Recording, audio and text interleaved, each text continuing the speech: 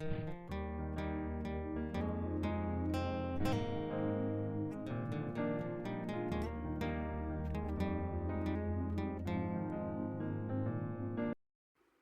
The lord.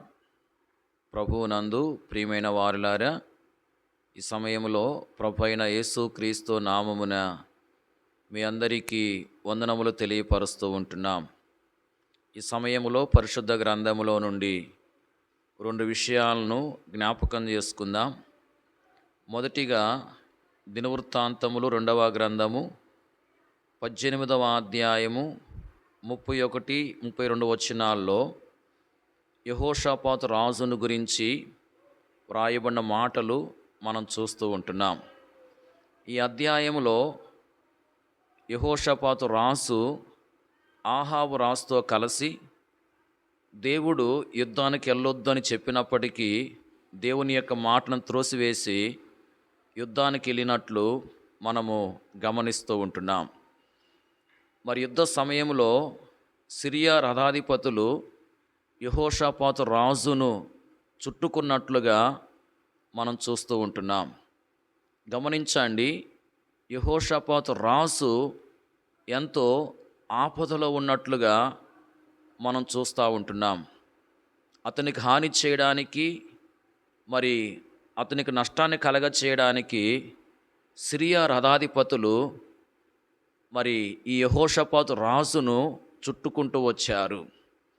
ఆ సమయంలో యెహోషాపాతు రాజు దేవునికి మొరపెట్టినట్లుగా మనం చూస్తూ ఉంటున్నాం. తాను ఏ విధంగా మొరపెట్టుంటాడంటే, దేవుని మాట వినకుండా దేవుని యొక్క మాటను త్రోసివేసి యుద్ధానికి వచ్చాడు. కాబట్టి మరి తాను దేవుని విషయంలో చూపిన అవిధేయతను ఒప్పుకుని క్షమాపణ కోరుతూ తాను ప్రార్థన చేసి ఉంటాడు. కాబట్టి దేవుడు అతని యొక్క ప్రార్థన ఆలకించి అతనికి సహాయం చేసినట్లు మనము గమనిస్తూ ఉంటున్నాం.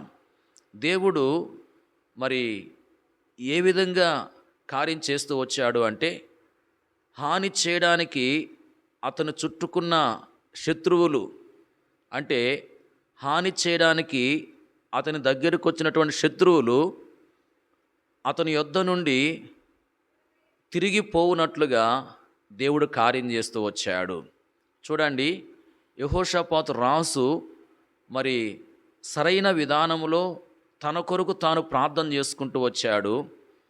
ఆ విధంగా సరైన విధానంలో తన కొరకు తాను ప్రార్థన చేసుకోవటం ద్వారా మరి ఏం జరుగుతూ వచ్చింది అంటే, హాని చేయడానికి అతని యొద్దకు వచ్చినటువంటి శత్రువులు ఏ హాని చేయకుండా అతని యొద్ద నుండి తిరిగిపోయినట్లు మనము గమనిస్తూ ఉంటున్నాం. రెండవదిగా సమూయేలు మొదటి గ్రంథము 7వ అధ్యాయము 13వ వచనంలో మనము ఇశ్రాయేలీయుల గురించి చూస్తూ ఉంటున్నాం. ఈ అధ్యాయంలో మరి ఇశ్రాయేలీయుల మీదకి శత్రువులు అంటే ఫిలిస్తీయులు వచ్చినట్లు మనము గమనించవచ్చు. చూడండి, హాని చేయడానికి, నష్టపరచడానికి శత్రువులు ఇశ్రాయేలు మీదకి వచ్చారు.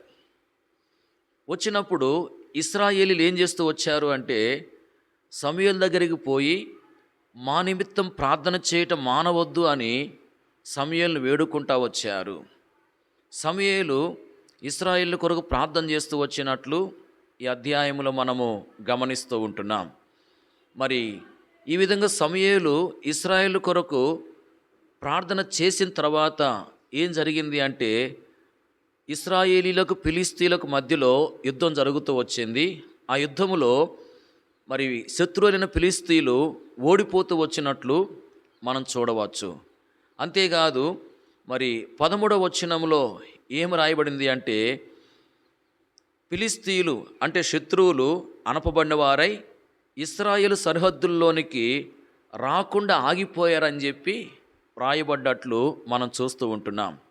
చూడండి, శత్రువులు ఇశ్రాయేలు యొక్క సరిహద్దుల్లోనికి రాకుండా ఆగిపోయినట్లు ఇక్కడ వ్రాయబడి ఉన్నది. ఈ విధమైన కార్యాన్ని దేవుడు జరిగిస్తూ వచ్చాడు. అంటే ఇక్కడ దేవుని ప్రజలు మరి సమూయేలు దగ్గరకు వచ్చి మా కోసం ప్రార్థన చేయమని సమూయేలును అడుగుతూ వచ్చారు. సమూయేలు వారి కొరకు ప్రార్థన చేస్తూ వచ్చాడు. కాబట్టి యుద్ధములో శత్రువులు ఓడిపోయారు. అంతేకాదు శత్రువులు ఇశ్రాయేలు సరిహద్దుల్లోనికి రాకుండా ఆగిపోయినట్లు మనం చూస్తూ ఉంటున్నాం. అంటే మరి వారి కొరకు సమూయేలు ప్రార్థన చేసినట్లుగా మనం చూస్తూ ఉంటున్నాం. అంటే వారు ఇతరుల యొక్క ప్రార్థన సహాయాన్ని కోరుతూ ఉన్నారు. ఇతరుల యొక్క ప్రార్థన సహాయాన్ని కోరినట్లుగా మనం గమనిస్తూ ఉంటున్నాం. అంటే సమూయేలు యొక్క ప్రార్థన సహాయాన్ని కోరుతూ వచ్చారు.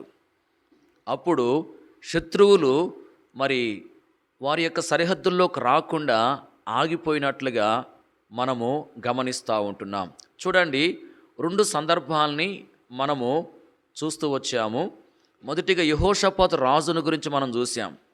యెహోషాపాతు రాజు విషయంలో జరిగిన కార్యం ఏంది అంటే, యెహోషాపాతు రాజు తన కొరకు తాను సరైన విధానంలో, అంటే తన తప్పును ఒప్పుకొని క్షమాపణ కోరుతూ ప్రార్థన చేస్తూ వచ్చాడు. అప్పుడు ఏం జరిగింది అంటే, మరి హాని చేయడానికి వచ్చిన శత్రువులు ఏ హాని చేయకుండా అతని యొద్ద నుండి తిరిగిపోయినట్లుగా మనము చూస్తూ ఉంటున్నాం. రెండవ సందర్భము ఇశ్రాయేలు విషయంలో జరిగిన మరి కార్యాన్ని గురించి మనం చూస్తూ ఉంటున్నాం. మరి ఇశ్రాయేలీలు సమూయేలు యొక్క ప్రార్థన సహాయాన్ని కోరుతూ వచ్చారు. సమూయేలు వారి కొరకు ప్రార్థన చేస్తూ వచ్చాడు. అప్పుడు ఎలాంటి కార్యం జరుగుతూ వచ్చింది అంటే, గమనించండి, మరి శత్రువులు ఇశ్రాయేలు సరిహద్దుల్లోనికి రాకుండా ఆగిపోయారు. ఈ 2 సందర్భాల ద్వారా మనం ఏం గ్రహిస్తున్నాము అంటే, మనము యెహోషాపాతు రాజు వలె సరైన విధానంలో మన కొరకు మనం ప్రార్థన చేసుకుంటే మన యొద్దకొచ్చిన శత్రు సమూహము మనకు ఏ హాని చేయకుండానే మన యొద్ద నుండి తిరిగిపోతుంది.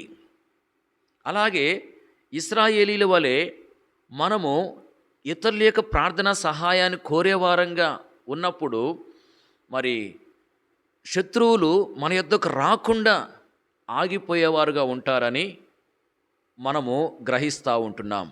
కాబట్టి మన జీవితంలో మన కొరకు మనము సరైన విధానంలో ప్రార్థన చేసుకోవాలి. అలాగే ఇతరుల యొక్క ప్రార్థన సహాయాన్ని, అంటే తోటి విశ్వాసుల యొక్క ప్రార్థన సహాయాన్ని, మరి దైవ సేవకుల యొక్క ప్రార్థన సహాయాన్ని, తోటి దేవుని ప్రజల యొక్క ప్రార్థన సహాయాన్ని మనం కోరుకోవాలి. ఈ 2 అనుభవాలు మనం కలిగినటువంటి వారంగా ఉంటే మన జీవితంలో మరి జరిగించబడే కార్యాలు ఏంది అంటే, శత్రు సమూహము, అంటే అపవాది యొక్క సమూహము మన యొద్దకు వచ్చినప్పటికీ మనకు ఏ హాని చేయకుండానే మన యొద్ద నుండి తిరిగిపోతుంది కొన్ని సందర్భాల్లో. అలాగే మరికొన్ని సందర్భాల్లో మరి అపవాది యొక్క సమూహము మన యొద్దకు రాకుండానే ఆగిపోతుంది. ప్రియులారా, ఈ 2 విధాలైన కార్యాలు మన పక్షాన జరిగించబడాలంటే మనము మన కొరకు సరైన విధానంలో ప్రార్థన చేసుకునే వారంగా ఉండాలి. ఇతరుల యొక్క ప్రార్థన సహాయాన్ని కూడా మనం కోరుకోవాలని వాక్యం మనకు తెలియపరుస్తూ ఉంది. కాబట్టి ఆ విధంగా మనం కొనసాగుట కొరకై మరి ప్రభు యొక్క సహాయాన్ని కోరుకుని ఆ విధంగా మనం కొనసాగుతూ ఈ విధమైన మేళ్ళు మనం పొందుకునే వారంగా ఉండాలి. ప్రభు అలాగున మనకు సహాయం చేయనుగాక. Praise the lord.